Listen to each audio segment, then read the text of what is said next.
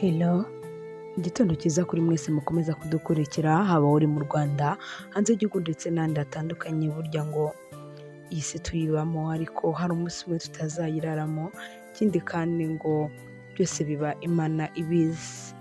Ni inkuru ibabaje, ni agahinda n'umubabaro kuri aba bana b'abahungu ndetse n'uyu mwana w'umukobwa bitabye Imana bazize impanuka ibe yabereye mu karere ka Musanze. Byinshi muri video ni mu kanya, ariko mbere y'uko ngira icyo mvuga, banza kuri subscribe ku muntu utarayikoze, ma comment ibitekerezo byawe by'uko wifuza ko nazajya nkugezaho ibiganiro umunsi ku munsi. Yego, nk'uko nabibabwiye rero biteye ubwoba ubwo iyi modoka yavaga mu karere ka Musanze, bari harimo abasore batatu ndetse harimo n'umukobwa umwe.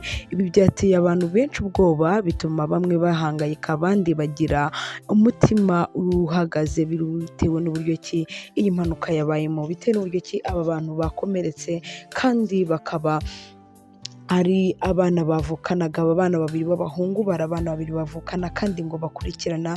Mu by'ukuri birababaje, birateye agahinda.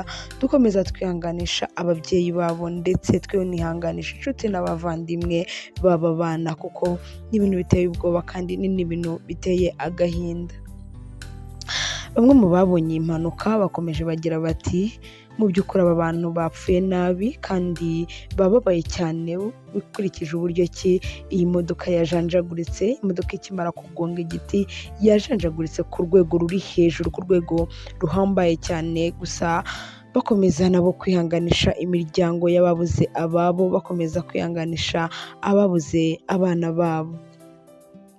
Gusa muri iyi minsi nk'uko mubibona harimo haraba impanuka zigiye zitandukanye, dukomeza no gusaba abanyamasengesho ni ukuri bakomeze basenge cyane, kuko turi mu minsi iteye ubwoba, iminsi aho umunsi ku munsi harimo haraba impanuka. Ntabwo turi kwibaza impamvu iri gutera izi mpanuka mu by'ukuri, gusa icyo twasaba ni inkunga y'amasengesho kugira ngo izi mpanuka za hato na hato zireke gukomeza kuba zaba. Mwakoze gukomeza kudukurikirana, wibuke kuri subscribe ku muntu utarayikoze, duhe comment ibitekerezo by'uko wifuza ko twajya tukugezaho ibiganiro umunsi ku munsi, kandi wibuke unasengere imiryango iri